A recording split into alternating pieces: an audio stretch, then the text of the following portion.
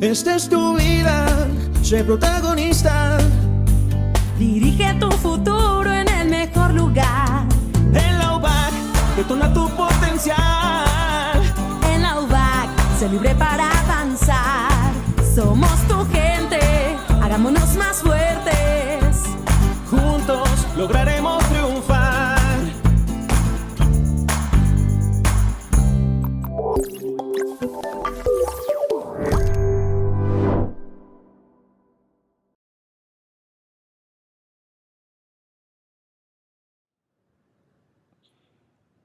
Hola, soy Jonathan Macotela y voy a compartirles una conferencia que he titulado Comunicación, Espacio y Lenguaje, 3 reflexiones sobre la relevancia de la música hoy.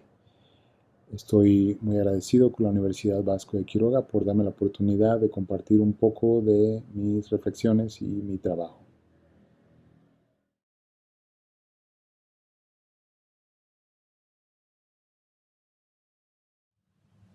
La música está en todas partes. Se ha vuelto un elemento inevitable de cualquier ámbito de la vida cotidiana. Hoy es común acompañar cualquier rutina de ejercicio con música. Suena la música en el auto cuando nos dirigimos al trabajo, suena la música también en el transporte colectivo o en el taxi.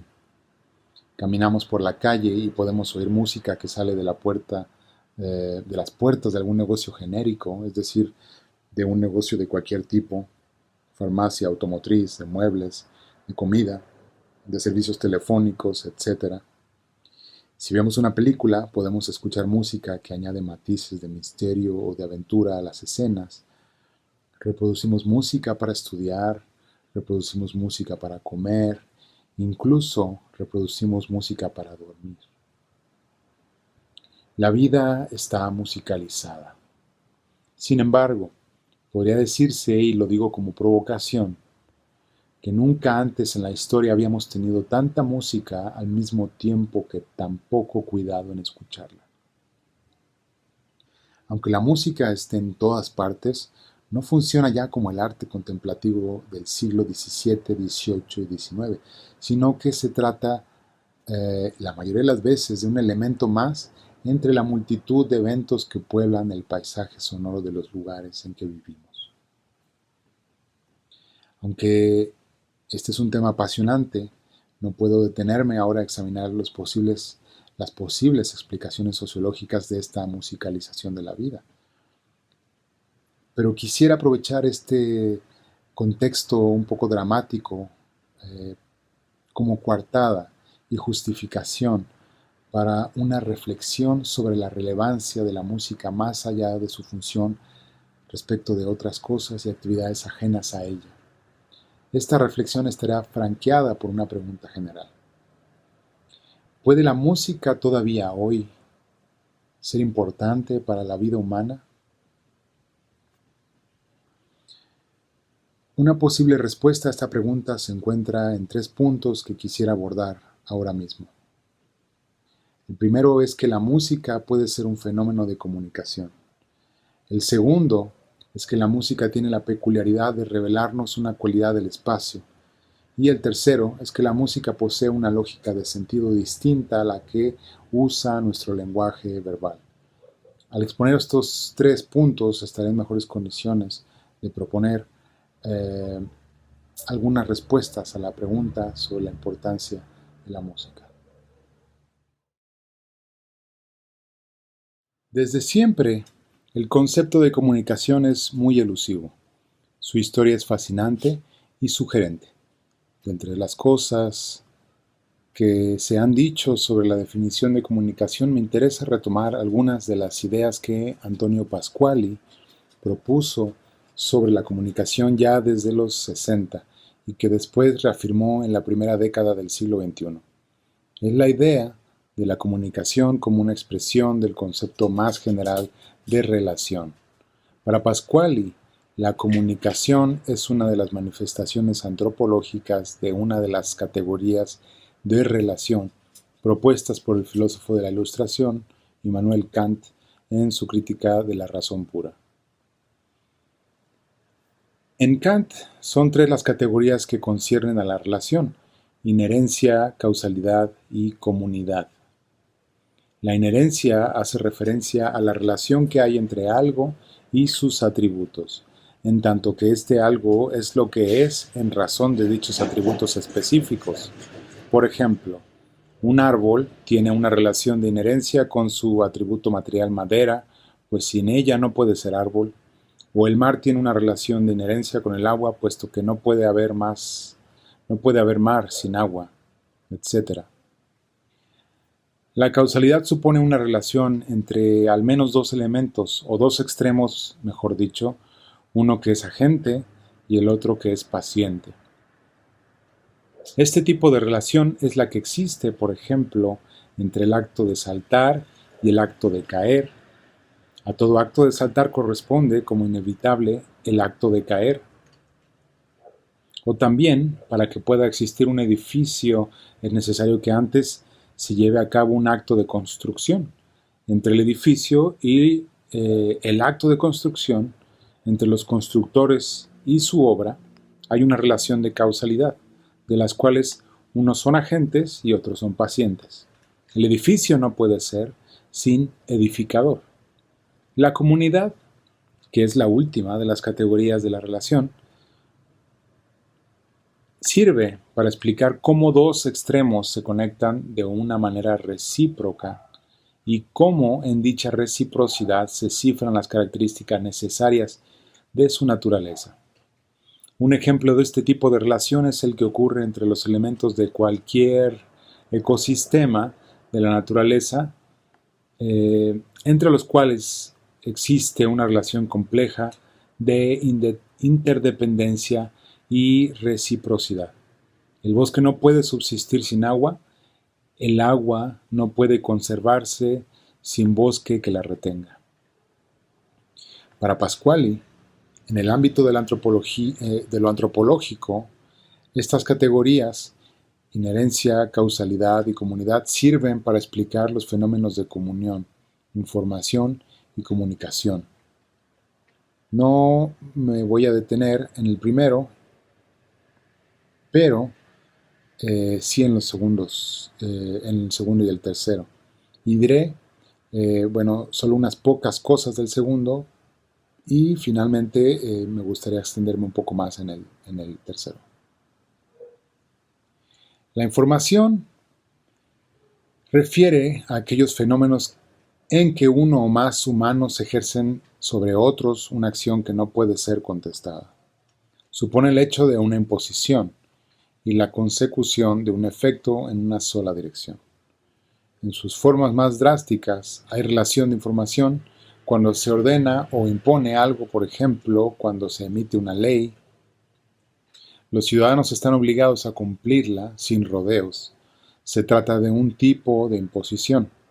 Claro, sobre esto tendríamos que considerar matices relativos al contrato social y a la justedad de las leyes, pero en general una ley promulgada por el Estado es un ejemplo de información. En este sentido, para Pasquali también es ejemplo de información lo que ocurre con los medios de comunicación clásicos, como la radio y la televisión, puesto que no es posible equiparar las posibles respuestas de los televidentes y radioescuchas a través de llamadas, cartas, correos electrónicos con la cantidad y dispersión de los mensajes emitidos. El flujo de esta relación no es recíproco. De ahí que los medios de comunicación deberían, más bien, llamarse medios de información. Por el contrario, la comunicación refiere a aquellos fenómenos en los que el paciente de una relación puede convertirse siempre en agente. Es decir, la comunicación siempre implica la reciprocidad. De ahí que la forma paradigmática de comunicación sea el diálogo. Siempre que hay diálogo, hay comunicación. Algo que resulta de la naturaleza de la comunicación, comprendida entonces como diálogo, es que la relación que se produce no debe entenderse como un círculo o como un circuito, así como Ferdinand de Saussure llamaba a la comunicación que ocurre por medio del habla, sino que debe entenderse y debe identificarse con una espiral. La espiral es la mejor imagen para explicar cómo funciona la comunicación. Es decir, un movimiento de ida y vuelta, que no solo regresa al mismo punto de partida, sino que hace un regreso, pero en un nivel nuevo, en un nivel distinto. A esto podemos llamar también dialéctica. La comunicación hace posible la comunidad humana y la dialéctica del sentido. Al menos por estas razones es que puede hablarse de la comunicación como un ideal, o si se prefiere ser más pragmático, la comunicación como una meta hacia la cual convendría apuntar las relaciones humanas.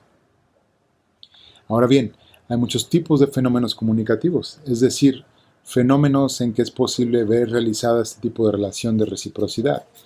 Pero la interacción lingüística es el ejemplo ciertamente más común. Cuando conversamos con alguien, cuando enviamos un mensaje de texto a alguien, cuando escribimos un correo electrónico, etc. Pero hay que decir que también existe relación de comunicación en un sentido no lingüístico. Y esto puede ser comprobado en una serie de fenómenos comunes dentro del ámbito social, de los cuales son ejemplo los actos de danzar o hacer música. Examinemos el caso de la música. Con la música se suscitan tanto las relaciones de información como las relaciones de comunicación. La música es informativa cuando se nos presenta como obra experimentada de manera privada, cuando escuchamos una canción que nos gusta con los audífonos puestos. Cuando es así, la música se convierte en un fenómeno que supone una relación de un solo sentido, es la causa de un efecto en nosotros, somos pacientes de su agencia. Sin duda, se trata de un tipo muy particular de fenómeno informativo, ya que parece lejano del registro imperativo al que son proclives, al que respecto del cual podríamos identificar a las relaciones de información. La música es un mensaje aceptado voluntariamente y buena parte de las veces aceptado incluso gozosamente o con cierta satisfacción. Quizá por eso sea que la música se encuentra en todos lados, porque supone una especie de ayuda para vivir en el mundo lleno de insatisfacciones. Pero esta cualidad informativa de la música no es la que me interesa subrayar aquí, sino la de comunicación. La música también es un fenómeno de comunicación en varios sentidos. Cuando se pone en acto, cuando dos o más personas la ejecutan, la música es ahí mismo un fenómeno de comunicación entre ejecutantes, y lo es también entre los ejecutantes y quienes escuchan la ejecución. En una sala de conciertos, en un recital, incluso en un café, siempre que hay una creación in situ, la música pone en relación de comunicación a los implicados de una manera excepcional. Es cierto que regularmente los ejecutantes comparten códigos que posibilitan un plano paralelo de comunicación extramusical, y esto, me parece, puede volverse estorbo para una comunicación más espontánea. Pero también es cierto que el sonido organizado es por sí mismo suficiente para establecer una relación de reciprocidad entre los participantes, no importa si son músicos o no. Esto último es lo más importante para nuestro caso. La comunicación musical no tiene prerequisitos. Comunicar es poner en común algo con otra persona, es crear comunidad. Cuando usamos la palabra, lo que podemos poner en común a través del diálogo son juicios, porque el lenguaje no es sino la herramienta que nos permite declarar juicios sobre las cosas que están a nuestro alrededor, estados del mundo. Pero ¿qué se pone en común con la música si no requiere de esta cualidad de lenguaje? Bueno, eso me lleva al segundo y tercer punto de esta conferencia, la espacialidad musical y su lógica de sentido.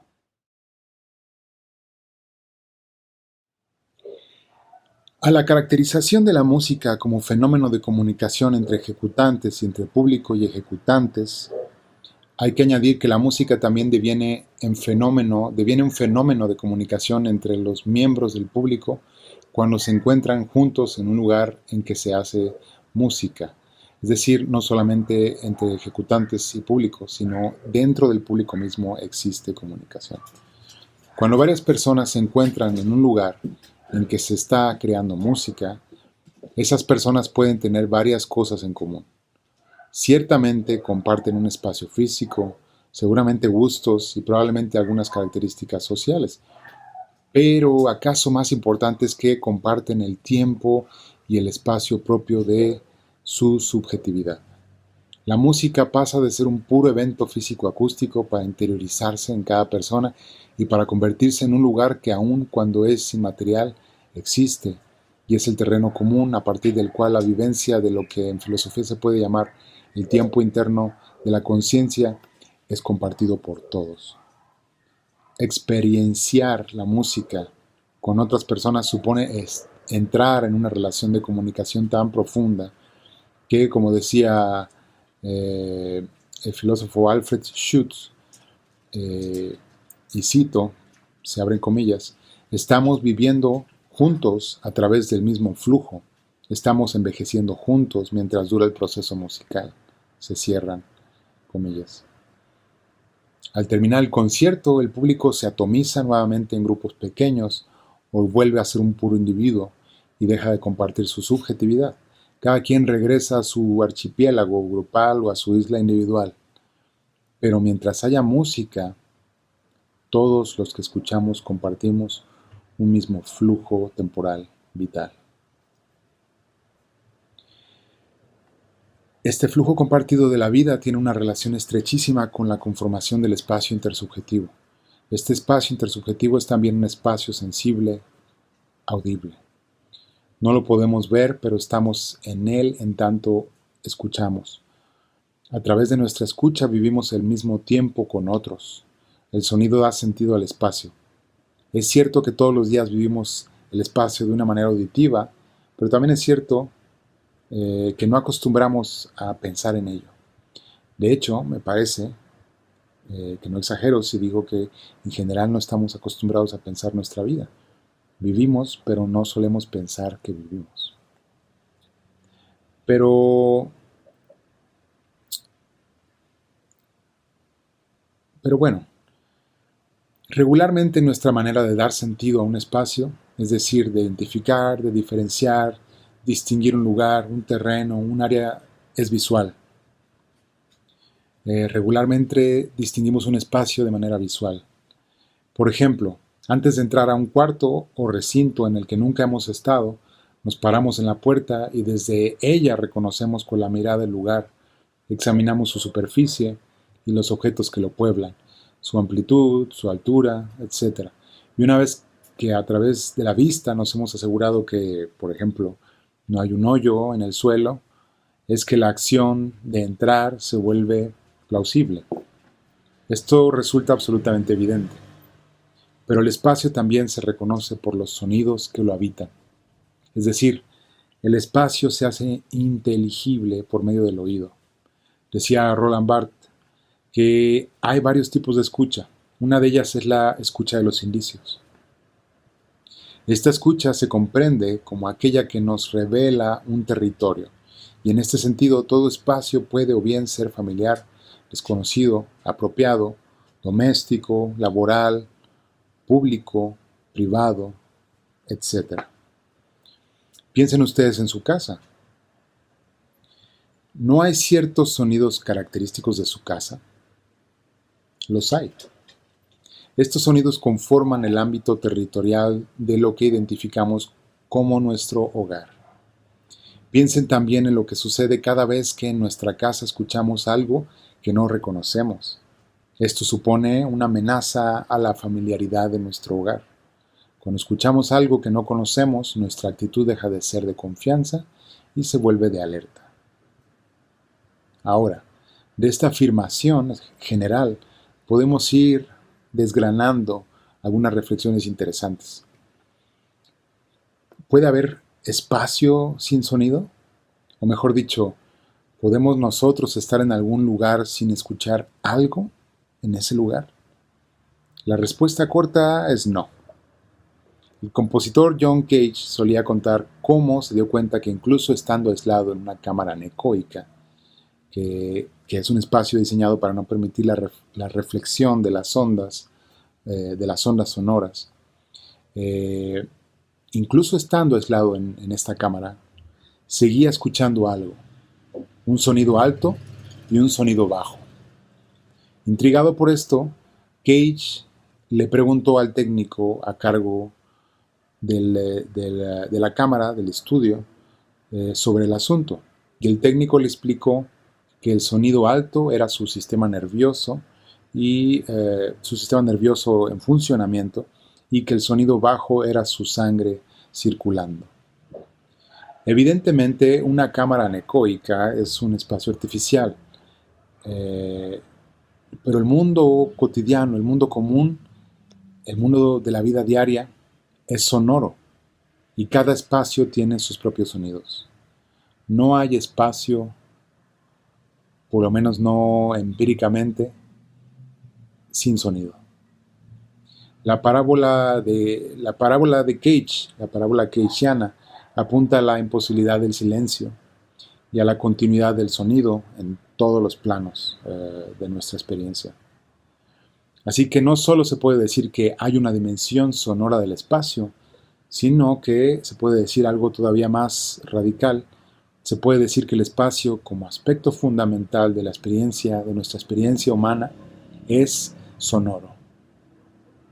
Así como podemos afirmar que todo espacio es visual y que toda imagen se presenta desplegada en un espacio, un cuadro, una señal de tránsito, el color de una casa, también podemos decir que todo sonido es espacial y que todo espacio es sonoro. El espacio no solo se ve, sino que también se oye. Y mejor aún, no solo se oye, sino que también se puede escuchar. Esto quiere decir que el descubrimiento de nuestro espacio en términos sonoros no es solo pasivo. Por un lado, se nos presentan unos sonidos que inevitablemente le dan un cierto sentido al espacio, pero también puede ser, este descubrimiento puede ser activo. Es posible que nosotros tengamos una actitud específica ante el sonido del espacio y que entonces el espacio se convierta en una suerte de bóveda de matices, de tesoros sobre la naturaleza, su naturaleza única, particular, espacial. Pierre Schaeffer, compositor considerado el padre de la música concreta, distinguía oír de escuchar, en tanto que el primero es inevitable y el segundo no. Podemos escuchar a veces, pero no podemos evitar oír, siempre oímos. De oír decía lo siguiente Pierre Schaeffer: propiamente hablando, nunca dejo de oír, pues vivo en un mundo que no deja de estar ahí para mí, y ese mundo es tan sonoro como táctil y visual. Me muevo en un ambiente como en un paisaje. Aún el silencio más profundo constituye un fondo sonoro como cualquier otro, en el que se destacan con solemnidad poco habitual el ruido de mi aliento y el de mi corazón, como si el rumor continuo que impregna hasta nuestros sueños se confundiera con el sentimiento de nuestra propia duración. Oír es un aspecto existencial inevitable, derivado de la naturaleza de nuestro cuerpo. En condiciones promedio, no podemos evitar oír. Por el contrario, escuchar tiene que ver con un movimiento subjetivo voluntario. Mientras oír es involuntario, escuchar es un acto de volición. Escuchar supone necesariamente la existencia de una atención, la identificación de un objeto y eventualmente el desciframiento de un sentido de lo escuchado. No hay manera de encontrar sentido o significado en lo escuchado si no es por medio de la atención, si no es por medio de la escucha, que es la voluntad puesta en el oído. La audición está originariamente vedada de significados, se da como puro estímulo, pero es a partir de ella, eso es interesante, es a partir de la audición que el objeto se convierte en objeto escuchado y entonces se convierte en poseedor de todos los significados posibles. Hasta que un objeto que ha pasado a la escucha, un objeto de la audición que ha pasado a la escucha, hasta que ese objeto ha pasado a la escucha, es que ese mismo objeto es susceptible de ser repositorio de significado. ¿Qué tiene que ver esto con la música? Bueno, que hay una correlación entre ambas cosas. Es decir, hay una correlación entre el espacio y la música. Por una parte, se requiere de un espacio para interpretar la música, una sala de conciertos, un teatro, una terraza, un café, como decíamos, un bar, etc. También es evidente. Y en tanto interpretada no puede carecer de un espacio. En tanto interpretada. En tanto tocada por un músico in situ. Asimismo, el espacio condiciona las posibilidades de la música. De ahí la pertinencia de las salas de concierto construidas para privilegiar la amplitud y fidelidad del sonido que se genera dentro de ellas. De ahí que la acústica sea una materia importante a la hora de pensar arquitectónicamente un espacio que va a ser un espacio para el sonido. El espacio entonces condiciona la música también. Pero por otra parte la música tiene un efecto sobre el espacio que existe ya. Siempre que hay música en un espacio, ese espacio se transforma. Los sonidos que le son propios, las cualidades objetivas que lo caracterizan y que se nos revelan de él a partir de su contacto con nuestra audición, se amalgaman y se expanden con el sonido de la música. Aprovechando una metáfora visual, se podría decir que la música colorea e ilumina los espacios que toca. La música se funde con el espacio y nos lo entrega transformado. Esta es la clase de espacio que compartimos con los demás cuando escuchamos música juntos. Seamos ejecutantes o seamos público. Se trata de un espacio que ya no es solamente visual o táctil, sino también sonoro. Ahora bien, esto no debe confundirse con una especie de romantización de lo musical. No quiero decir aquí que la música ejerza una magia sobre el espacio en el que suena. No, sino que estoy tratando de llamar la atención sobre algunas de las consecuencias de nuestra inevitable percepción sonora del espacio.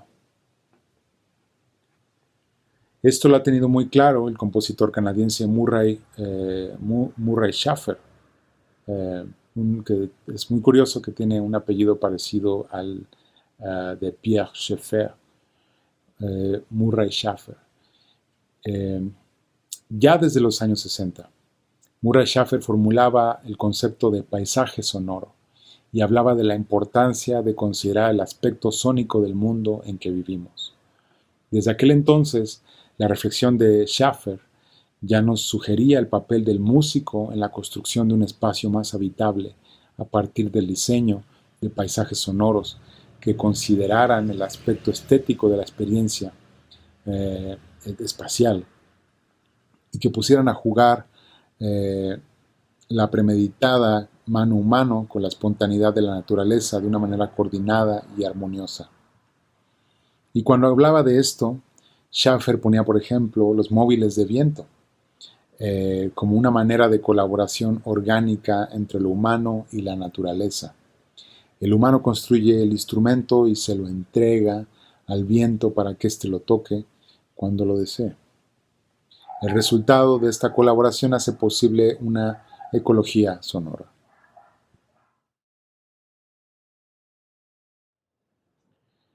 En su arte poética Verlaine escribió: prefiere la música a otra cosa. Persigue la sílaba impar, imprecisa, más ágil y más soluble en la brisa, que libre de lastre ni pesa ni posa. Con su poema Verlaine está invitando a una poesía liberada del mito de la referencialidad del lenguaje. ¿Qué significa un poema? Nada específico. ¿A qué debe referirse un poema? A nada concreto. La potencia del arte no se encuentra en reproducir lo que ya existe, sino en evocarlo, piensan los poetas simbolistas. En general, y entre otras muchas cosas, el arte poética de Verlaine es un cuestionamiento palmario a la clausura del sentido. Y al contrario, es un llamado a considerar el arte como apertura y campo de inevitable interpretación. Lo interesante de todo esto es que para poder invitarnos a la ambigüedad del sentido, Verlaine usa el ejemplo de la música. De la musique avant toute chose. Prefiere la música a toda cosa. ¿Qué es la música sino el arte de la evocación? Y esta definición resulta especialmente significativa si se compara a la música con la literatura y sobre todo con las artes visuales, que desde siempre se estrellan en el muro de la mímesis de la naturaleza, batallan para separar su vínculo con la representación de lo real. La música, en cambio, es evocación. En este punto podemos preguntarnos, ¿qué dice la música? Es un poco más fácil responder a esta pregunta cuando pensamos en música que está acompañada de letra. Pero ¿qué pasa con la música que no está acompañada de palabras? ¿Qué significa la música por sí misma como puro sonido? ¿Puede significar algo? Para responder a estas preguntas debe entenderse que la música se encuentra, en cierto modo, más allá del reino de la significación. Esto, si por significación entendemos, la conexión entre una manifestación sensible y un concepto. La significación es lo que sucede cuando distinguimos aquella otra cosa a la que hace referencia un signo, o un conjunto de signos a través de un discurso. Pero los signos siempre requieren de un aspecto captable por nuestro cuerpo, por nuestros sentidos. Este aspecto captable es la manifestación sensible, lo que vemos, lo que oímos, lo que olemos, etc. A la manifestación sensible también podemos llamarla el significante. Ya conectados, las manifestaciones sensibles y los conceptos devienen signos gracias a la existencia de códigos. Y bueno, ¿qué son los códigos? Los códigos son determinaciones sociales que nos permiten llegar a acuerdos sobre cómo las manifestaciones sensibles se refieren a ciertos conceptos. Sin embargo, por lo general estas determinaciones son arbitrarias y por ello no se encuentran condicionadas de forma necesaria por lo que vemos u oímos. Por ejemplo, no hay ninguna determinación inevitable entre la palabra blanco y el color que mis ojos ven y que esa palabra representa. Se debe a una serie de muy complejos procesos históricos, determinaciones geográficas, préstamos culturales, sucesos a fin de cuentas aleatorios y arbitrarios, que hoy yo pueda hablar de una hoja en blanco y que ustedes puedan entender sin ningún problema a qué me refiero. Esa es la significación, el juego entre significantes, conceptos y códigos. La significación es la consecuencia manifestada de manera colectiva de las conceptualizaciones individuales, grupales, que han ocurrido a través de distintas geografías y en la suma de historia de cada uno de estos individuos y grupos. La significación es posible porque existen acervos simbólicos, que son como ambientes, en los cuales nacemos, crecemos, aprendemos, en suma, vivimos. Es gracias a la significación, a estos acervos simbólicos, que damos sentido social e individual a nuestro transcurrir vital, es decir, a nuestra existencia.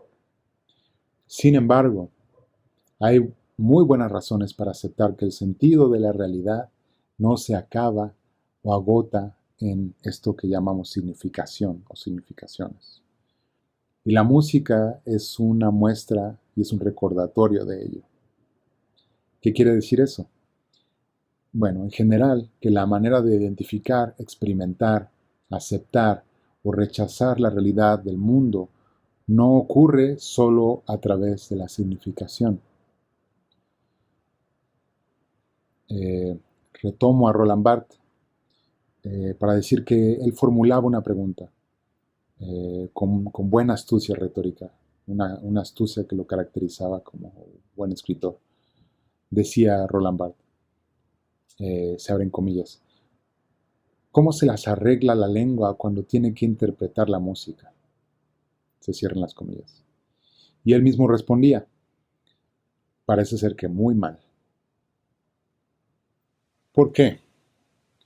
Porque el lenguaje, la palabra, suele cerrar las posibilidades de sentido de la experiencia dentro de conceptos, de significados.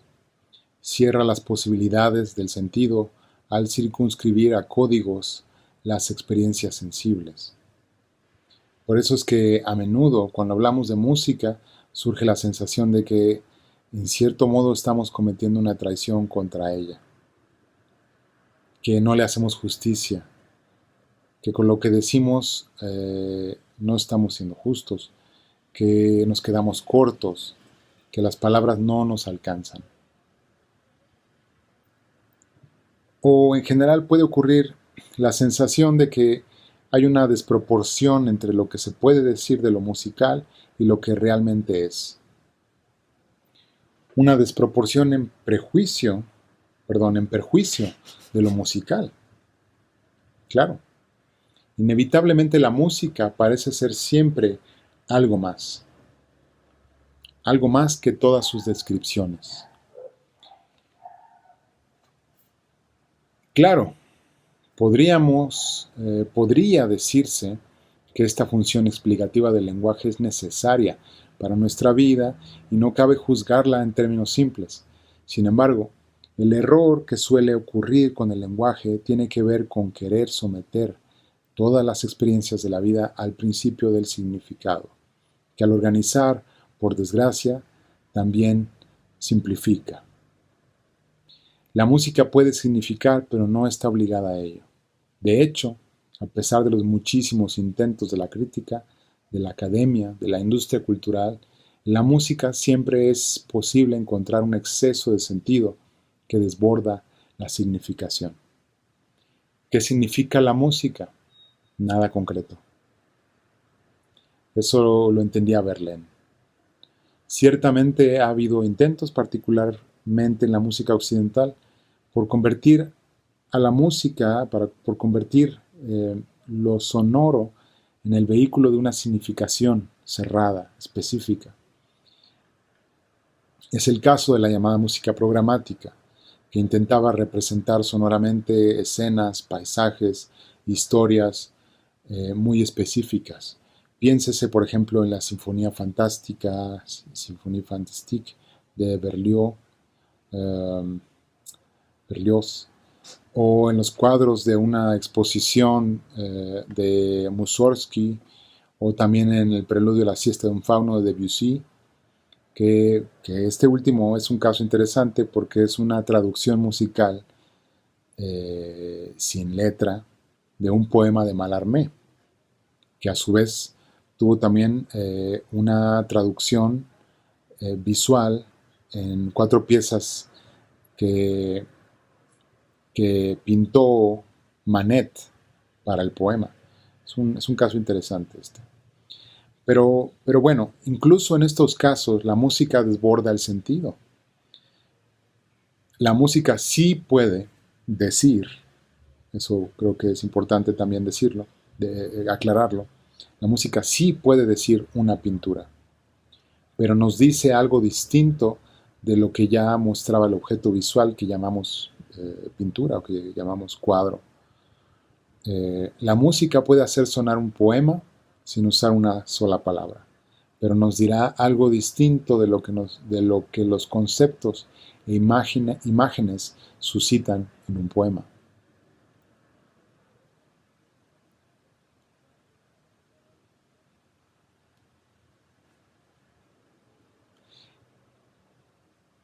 Perdón, de los conceptos e imágenes que se suscitan en un poema. Bien, regresando a Roland Barthes, se podría decir que más que en la significación, las posibilidades extraordinarias de la música se encuentran en realidad en lo que él llama la signifiance, y que podemos traducir y que se ha traducido como la significancia, que supone una actitud especial por parte de quien escucha. Esta actitud consiste en dejar que el sonido surja. Cito. La misma dispersión, el espejo de los significantes, sin cesar impulsados a seguir tras una escucha que sin cesar produce significantes nuevos, sin retener jamás el sentido. Fin de la cita. Esa es la signifiance. La dispersión, el espejo de los significantes, que sin cesar pasan, surgen tras la escucha, produciendo significantes nuevos y nunca reteniendo un mismo sentido. Esa es la significancia. Esta dispersión es posible si nuestra escucha se mantiene concentrada en el sonido y no en el posible significado que ofrece el sonido. Esto requiere al menos dos cosas: atención y aceptación. Atención para captar los sonidos y aceptación de lo que nos es dado a través del sonido, aun cuando no lo entendamos o aun cuando no podamos identificarlo con un denotatum o referente específico, un referente claro.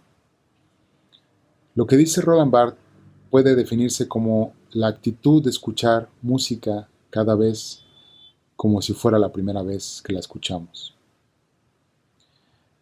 ¿Cuánta de la música de hoy escuchamos sin prejuicios? O mejor aún, ¿a cuánta de la música, cualquiera que sea, la escuchamos realmente? En este punto podemos decir que lo que la música nos dice es algo que excede al lenguaje, o mejor a la palabra. Es una experiencia cuyo sentido se encuentra sobre todo en un horizonte lleno de potencialidades de sentido que incluyen al lenguaje, pero que al mismo tiempo no se limitan a él. La experiencia musical se nos ofrece como ejemplo de vivencia perceptiva que nos vincula al asombro primigenio de la naturaleza, en tanto manifestación de lo irracional o lo prelingüístico, pero también como puerta de acceso a la imaginación, es decir, como vía para estructurar y dar lógica al mundo de una manera en la que nunca creíamos que fuera posible. La música es un fenómeno que hace posible la comunicación en medio de la experiencia estética, es decir, en medio del asombro que ocurre frente a la obra de arte. Se trata de un asombro que, sin embargo, ocurre de algún modo junto con lo que ya he mencionado antes, la constitución de un espacio y el desbordamiento de sentido más allá del plano lógico y referencial del lenguaje. ¿Puede la música todavía hoy ser importante para la vida humana? Me parece que la mayoría de las personas estarían dispuestas a aceptar un sí como respuesta, pero ante esta especie de consenso o forma políticamente correcta de opinar sobre las artes, valdría más preguntarse por qué la respuesta a esta pregunta puede ser afirmativa. ¿Por qué podríamos todos estar de acuerdo en responder que sí es importante para la vida humana. Las ideas que he esbozado aquí en los últimos minutos pueden servir como punto de partida para elaborar algunas razones que expliquen este sí, o que si no que lo expliquen, que lo justifiquen. Estos puntos de partida podrían enunciarse de la siguiente manera. Primero, la música supone una posibilidad de comunicación en medio de una sociedad caracterizada por la falta de reciprocidad y el desequilibrio de sus relaciones. Reunirnos a escuchar música, promover lugares en donde grupos de personas pueden sintonizarse, compartir el tiempo interno de su propia subjetividad, envejecer juntos a un mismo tiempo, es decir, compartir su vida a través de la práctica y la escucha musical, podría convertirse en un ritual social importante para crear y restablecer lazos de empatía que no parecen muy abundantes en nuestro tiempo. Segundo, el fomento de la escucha atenta de la música y su relación con el espacio pueden convertirse en un hilo conductor para repensar nuestra relación con el medio ambiente, con el sonido del mundo. Aprender a escuchar con atención puede en este sentido ser también vivir y entender de una manera nueva los espacios y por ello también una manera de cuestionar la poca consideración que desde la industrialización del mundo en el siglo XIX hemos puesto al aumento progresivo del volumen del ruido en las esferas públicas y privadas de nuestra vida. En este mismo sentido, la música y el cultivo de la experiencia musical pueden contribuir a una reflexión sobre nuestra tendencia a la musicalización de la vida, a comprender y valorar sus efectos sociales, psicológicos y subjetivos en general. Y tercero, la música puede aún ser importante para los seres humanos, en tanto que se mantiene como evidencia de la posibilidad de dar sentido al mundo más allá de lo que puede ser sometido al lenguaje. Es decir, puede ayudarnos a mantener viva la conciencia de que el mundo y la realidad en general nos ocurre a nosotros los humanos, pero a la vez nos ocurre de una manera que no siempre podemos nombrar con palabras, pero que sin embargo siempre podemos comunicar. Así que a la pregunta que nos hacíamos al comienzo, ¿puede la música todavía hoy ser importante para la vida humana? Podría contestarse un sí provisional. Pero es necesario pensar más y afinar más todo lo dicho. Por lo pronto, quizá valga preguntarnos, ¿qué actitud tenemos cuando escuchamos música? ¿Estamos escuchando? Gracias.